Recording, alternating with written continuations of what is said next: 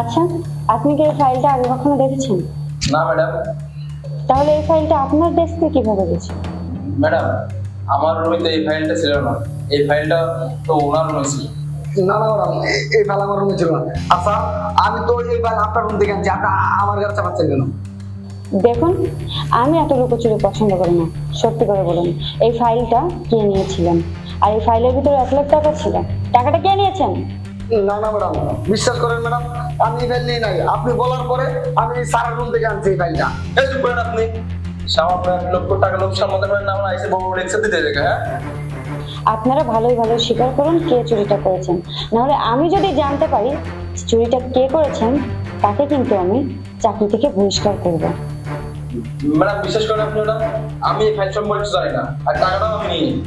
ঠিক আছে, বুঝতে পেরেছি। আপনারা কেউই স্বীকার করবেন না যে আপনাদের মধ্যে এই কাজটা কে করেছেন।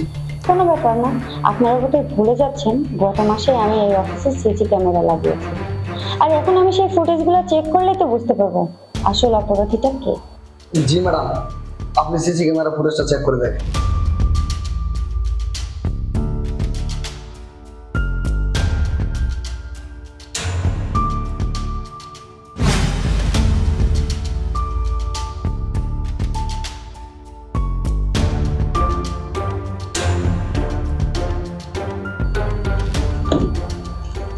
ছি ম্যানেজার সাহেব, ছি, আপনি এরকম একটা কাজ করবেন আমি কখনো কল্পনাও করিনি।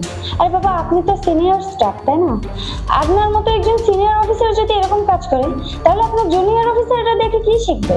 যে তাদের সিনিয়র অফিসার চুরি করেছে, এটা জুনিয়ররাও তো কদিন পরে সাহস পেয়ে যাবে এই ধরনের চুরি করে।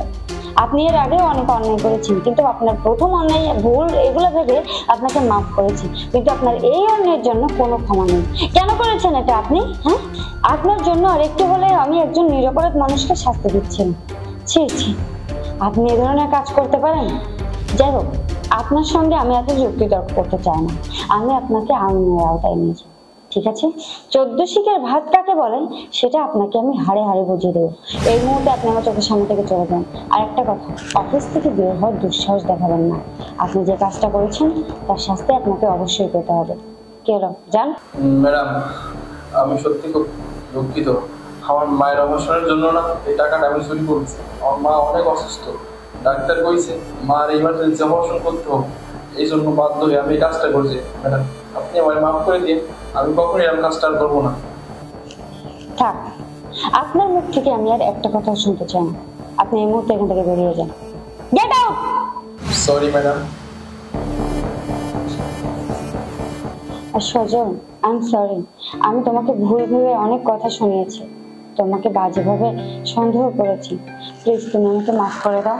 আসলে বুঝতেই তো পারছো এতগুলো টাকার ব্যাপার, আমার তোমার সঙ্গে এই ব্যবহারটা করাটা উচিত হয়নি। প্লিজ তুমি কিছু মনে করো না। না না ম্যাডাম, আপনি আমার কাছে ক্ষমা চাচ্ছেন কেন? আমি তো এই অফিসের সাধারণ একজন কর্মচারী। আর এই কি হয়েছে না হয়েছে আপনি সিসি ক্যামেরাতে দেখছেনই, ক্ষমা চাওয়ার কিছু নেই ম্যাডাম। আর ম্যাডাম, আপনি যদি সিসি ক্যামেরা এই ফুটেজগুলো না দেখতেন, তাহলে আমি আপনার চোখে অনেক বড় একটা অপরাধী হয়ে যেতাম। ম্যাডাম, আমি অনেকদিন যাবত এই অফিসে চাকরি করি, আজ পর্যন্ত কেউ আমার নামে একটা ব্লেম দিতে পারে নাই। আশা করি ভবিষ্যতেও আমার নামে কোনো খারাপ কাজ আপনি শুনবেন না। আর আপনি আমার জন্য দোয়া করবেন। ঠিক আছে, আপনি যান।